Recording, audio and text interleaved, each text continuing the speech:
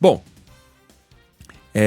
saiu o tarifaço, as medidas valem a partir de hoje, aliás, a partir da dia 7, né? Próxima quarta-feira, dia 6, começa a valer, mas eles foram anunciados ontem, num texto longo, em que o presidente Donald Trump sustenta os motivos pelos quais ele está tarifando o Brasil em 50%.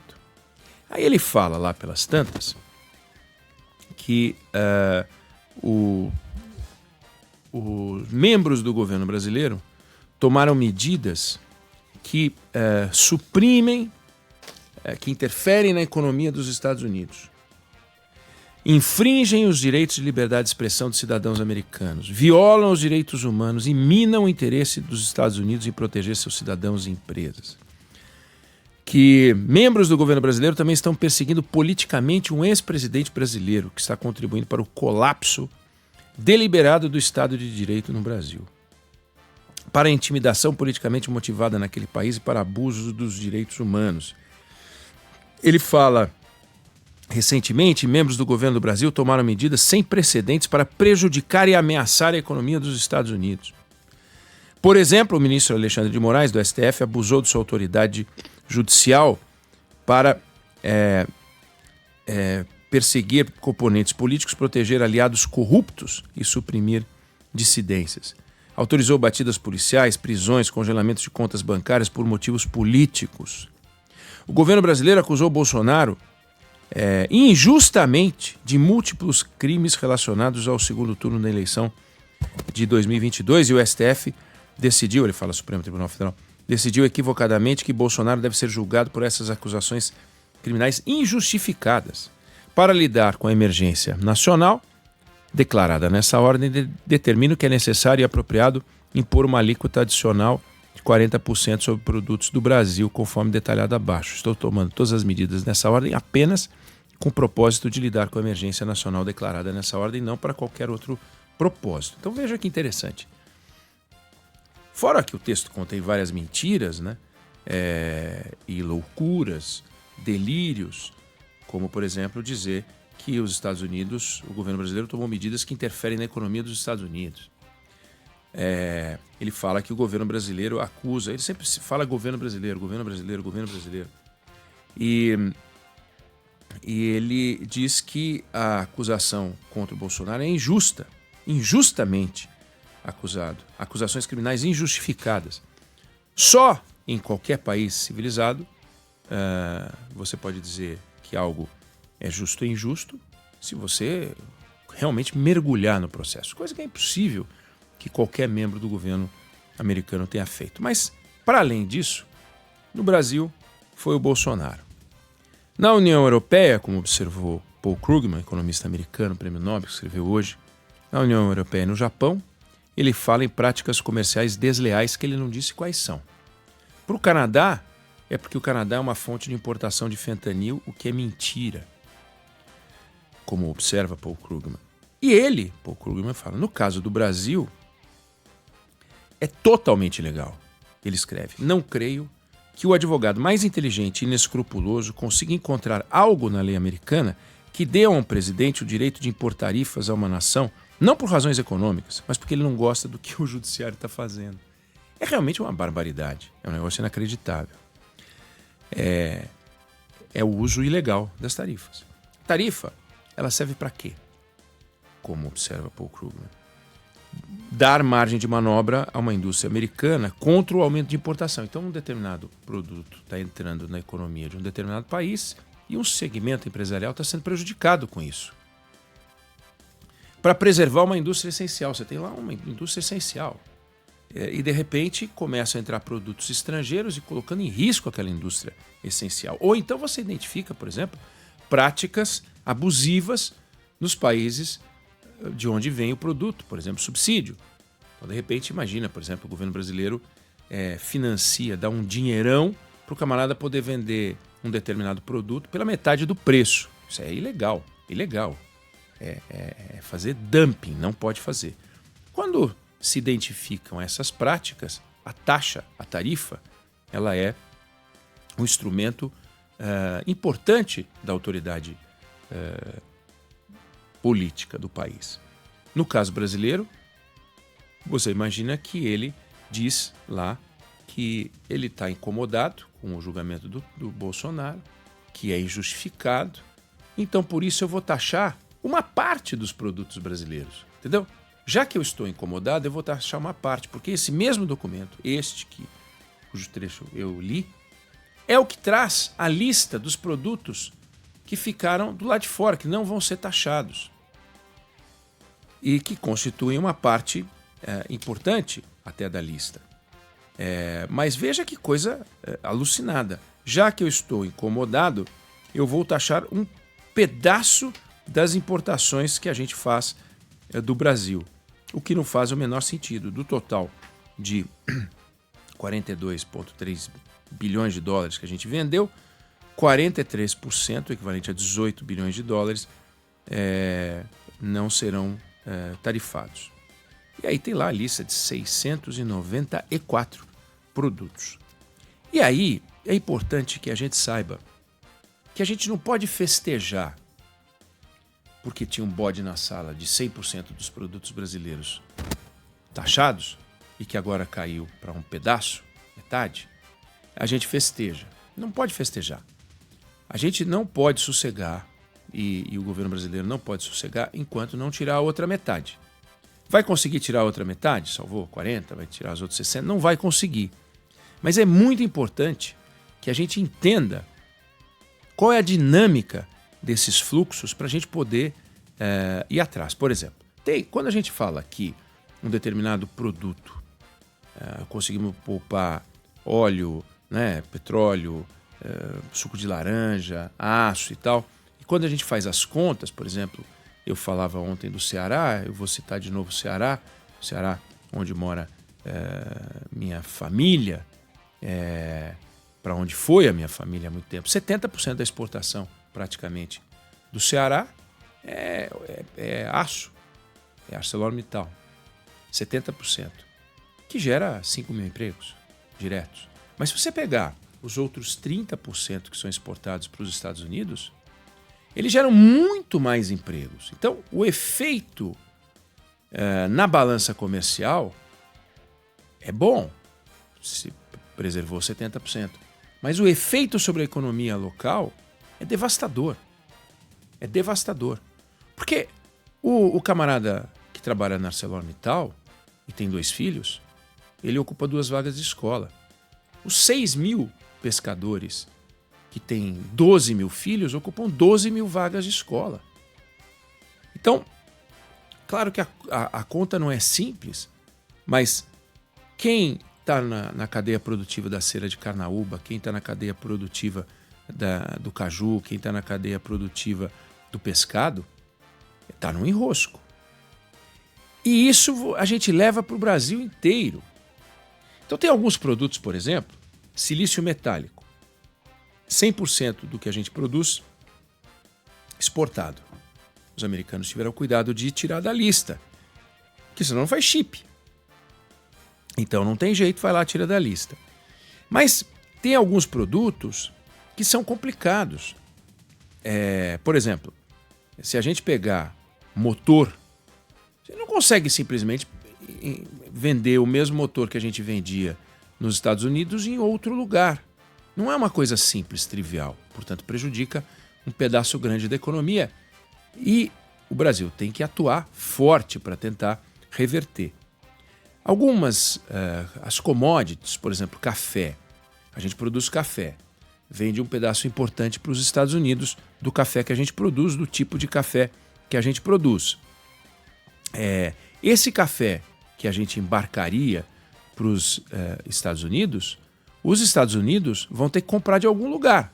Pode comprar da Colômbia, pode comprar do Vietnã, vão ter que comprar de algum lugar. Quando Colômbia e Vietnã, eventualmente, começarem a vender para os Estados Unidos, eles vão ter que desabastecer algum mercado. Então não teria muito sentido. Por que o Vietnã vai deixar de atender um cliente para atender os Estados Unidos? Porque os Estados Unidos vão pagar um pouquinho mais. Se os Estados Unidos pagarem um pouquinho mais pelo café, a procura pelo café brasileiro vai aumentar também. Porque vai ter um espaço, vai criar um buraco no mercado e o mercado de commodity opera em equilíbrio. Aliás, o mercado opera em equilíbrio. O que é a produção? A produção é aquilo que é necessário fabricar para atender a economia interna e a economia externa. Você não produz mais do que isso. Não tem uma caixinha onde você coloca um monte de produto que fica esperando que é destino incerto. Ou é aqui dentro ou é lá fora. E toda a cadeia produtiva se organiza desse jeito. O que é aqui dentro e o que é lá fora. Voltando para o Brasil, para o Ceará, o Brasil, por exemplo, 12% do que a gente exporta vão para os Estados Unidos. No caso do Ceará, 52% do que é exportado de lá vai para os Estados Unidos. Peixe congelado, 85%. 85%. Então, o que vai fazer com esse peixe congelado? Né? Coco, castanha de caju, 1/4 exportado. Pedras, granito e tal, 88% exportados. E se a gente for para outros estados, a gente vai encontrar contas muito semelhantes. Existem certos produtos que só são produzidos para que a gente exporte. Outros produtos só são exportados quando há um certo excedente. Mas, de todo jeito, funciona em equilíbrio, como eu disse. O que é produzido para vender aqui dentro e vender lá fora. Quando tem uma quebra na exportação, não tem como certos produtos serem recolocados. Por exemplo, os perecíveis, fruta, carne. O que faz com isso? Né? Pescado. Coloca em câmara fria. Só que deixar na câmara fria, deixar refrigerado, gera um custo de energia grande. Cada dia que vai ficando na câmara fria, vai aumentando o custo, vai reduzindo a margem. A energia elétrica é um peso importante.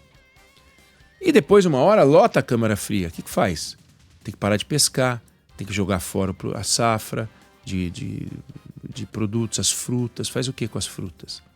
Então, o Brasil agora começa um desafio que é tentar recolocar alguns produtos. Alguns são mais fáceis, como eu disse, as commodities, o café, que pode vir a se tornar uma exceção, tende a ter mais facilidade do que alguns produtos que dependem de uma conquista de mercado, de um hábito. Por exemplo, como é que eu vou vender um determinado pescado vermelho, porque é o caso da exportação do Ceará? Onde é que eu vou colocar esse peixe?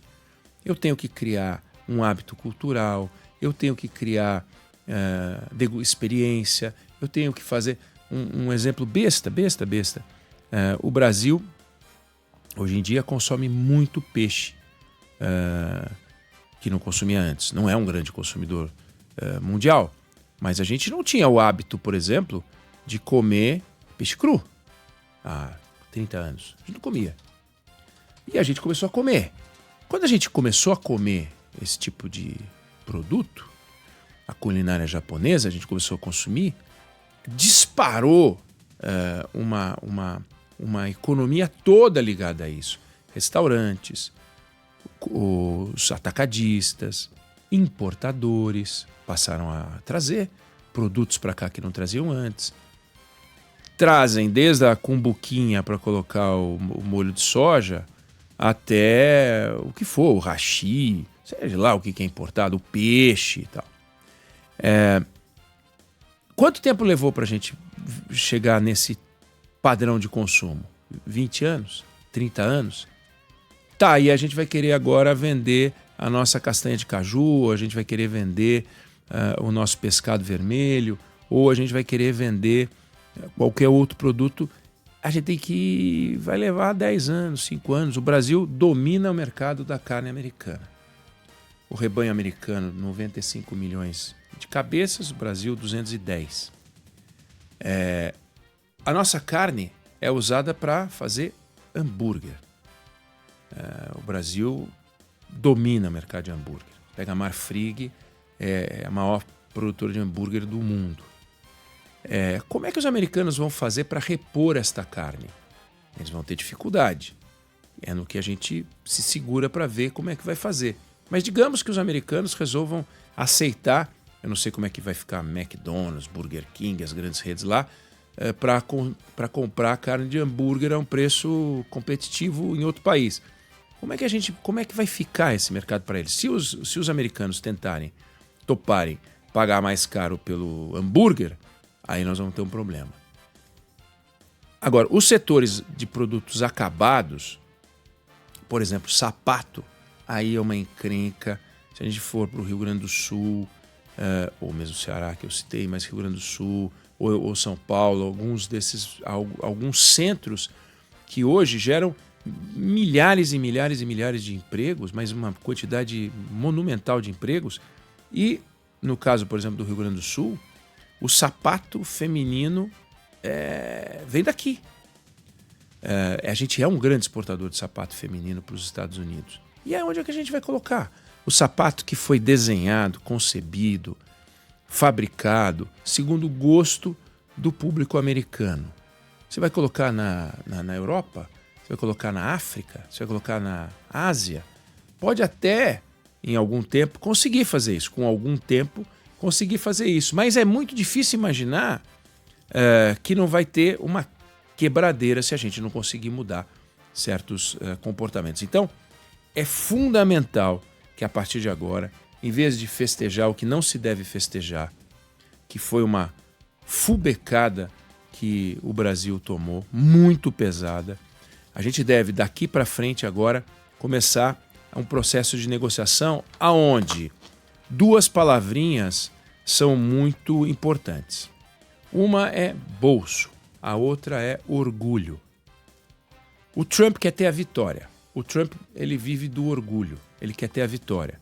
Então ele quer poder dizer que taxou o Brasil em 50%. Taxei o Brasil em 50%. Tal. Bolsonaro. Se o governo brasileiro tem um presidente que gosta também de um orgulho, não vou me dobrar, não vou me curvar aos Estados Unidos. Se a gente ficar nessa disputa no mundo do orgulho, o bolso vai pagar. E o bolso que vai pagar é o bolso do cara que está indo lá no mar pegar o pescado, o camarada que está indo lá fazer o calçado. Que ele não conhece o Alexandre de Moraes, não sabe por que o Alexandre de Moraes ou o Bolsonaro está sendo julgado. Já ouviu falar, sabe da tentativa de golpe, mas ele não sabe. Pergunta para o camarada que está lá produzindo, criando boi, se ele está preocupado se o Bolsonaro vai ser condenado, não vai ser condenado, se o Alexandre de Moraes está na Magnitsky ou não está. Só que nessa batalha do orgulho, quem vai perder o emprego é o cara do calçado, é o cara do boi, é o cara da castanha, é o cara do pescado, no setor moveleiro, motores, peças, partes fundidas. É isso, soja. A gente tem que tomar cuidado, porque entre o orgulho e o bolso, primeiro o bolso do brasileiro. Não é que o orgulho não conta, mas só o orgulho deixa o Trump ficar com orgulho. Enquadrei o Brasil. Não dá para do lado de cá de falar, não, fomos enquadrados. Porque o que interessa é o seguinte, temos que ter as vitórias comerciais. Buscar as vitórias comerciais, a sabedoria da negociação é ganhar dando ao outro a impressão de que ele saiu por cima. Então, temos que ter essa sabedoria. Aí, para isso, nós temos que ter adultos na sala. Quanto menos as autoridades brasileiras falarem e quanto mais elas trabalharem, vai ser melhor. Hoje em dia, as autoridades brasileiras trabalham pouco e falam demais. Falam no Vale do Jequitinhonha, falam no lançamento de um programa de casa, falam no lançamento de uma pedra fundamental, nem a estrada não está nem pronta, não tem nada pronto, e sai falando e vai dar porrada no Trump, e sai falando e dá porrada no Bolsonaro, e sai falando e dá porrada na não sei o quê. Quanto menos a gente fizer isso, quanto mais a gente sair com a pastinha, sabe a pastinha, vendedor, caixeiro viajante, é isso que... Podemos não ganhar nada, mas se temos uma chance de ganhar, é por esse caminho. Eu não sei se você concorda ou discorda, mas essa é a opinião que eu tenho sobre o assunto.